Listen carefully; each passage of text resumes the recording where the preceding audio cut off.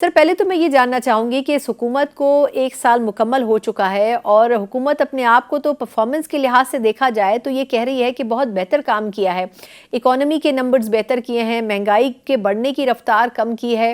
پھر انٹرنیشنلی جو انسٹیٹیوشنز ہیں IMF ورلڈ بینک وہ تعریفیں کر رہے ہیں اور ساتھ میں بین الاقوامی صدور بھی جو ہیں وہ پاکستان کا رخ کر رہے ہیں، تو بظاہر دیکھا جائے تو حکومت تو بڑی مطمئن نظر آتی ہے، لیکن اپوزیشن مطمئن نظر آتی ہے یا نہیں؟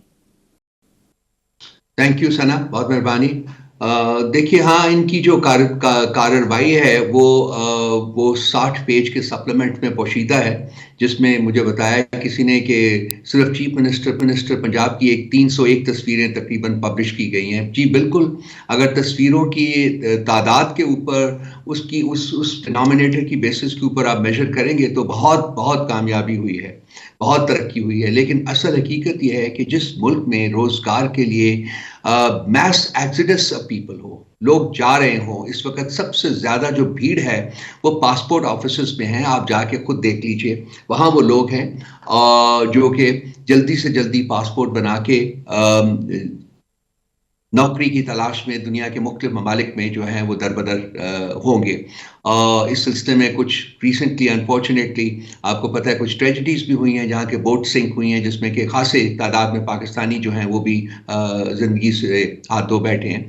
اور اس کے ساتھ ساتھ صرف ایک اور فگر میں آپ کے ساتھ شیئر کرتا ہوں کہ جو ان امپلائمنٹ ہے اس وقت پاکستان کی 77 سالہ تاریخ میں سب سے زیادہ ہے ان امپلائمنٹ، اور اسی وجہ سے جو پہلا پوائنٹ میں نے کہا ہے کہ لوگ اس ملک کو چھوڑ کے جا رہے ہیں کیونکہ یہاں انہیں کچھ امید جو ہے امپلائمنٹ کی وہ نظر نہیں آ رہی۔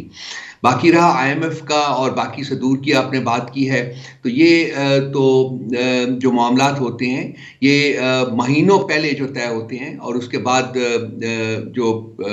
وزٹس ہوتے ہیں وہ ہوتے ہیں۔ جہاں تک رہا انٹرنیشنل انسٹیٹیوشنز جو ہیں ان کا کانفیڈنس، وہ تو ابھی IMF کا وفد پاکستان آیا ہوا ہے، جب وہ ہمارے فیکٹس اینڈ فگرز میں سے ان کو دیکھے گا تو اس کے بعد ہی ان کی کوئی اسٹیٹمنٹ آئے گی، تو ہی اندازہ لگایا جا سکتا ہے کہ ان کا کتنا کانفیڈنس ہے اس وقت جو پاکستانی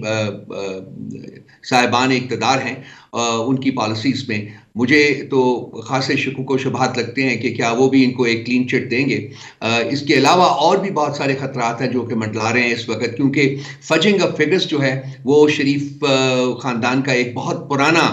وتیرہ ہے۔ آپ کو یاد ہے کہ اس سے پہلے بھی ورلڈ بینک لیول کے اوپر ڈسکور ہو چکا ہوا ہے اور وہاں پاکستان کو خاصی امبیرسمنٹ کا سامنا کرنا پڑے گا، تو شاید اس دفعہ بھی اسی قسم کے کچھ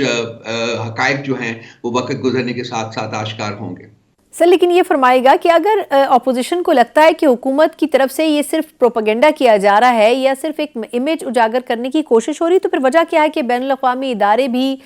جن میں IMF بھی شامل ہے، دیگر ادارے بھی شامل ہیں، وہ پاکستان کی پالیسیز کی تعریف کر رہے ہیں، پھر اس کی کیا وجہ ہے؟ تعریف کا تو مجھے تعریف کے کلمات تو میری نظر سے تو نہیں گزرے۔ ہاں وہ کہتے ہیں نا کہ قرض دے کے بھی کچھ لوگ پھنس جاتے ہیں۔ اب IMF نے قرضے تو دیے ہوئے ہیں اور وہ قرضوں کی ریکوری کی بھی بات کرنی ہے۔ اس وقت جو سچویشن ہے وہ یہ ہے کہ ملک قرض کے اوپر چل رہا ہے، ملک اکنامک کیپٹیو کے طور کے اوپر اس وقت بین الاقوامی سطح کے اوپر منظر عام کے اوپر آ رہا ہے،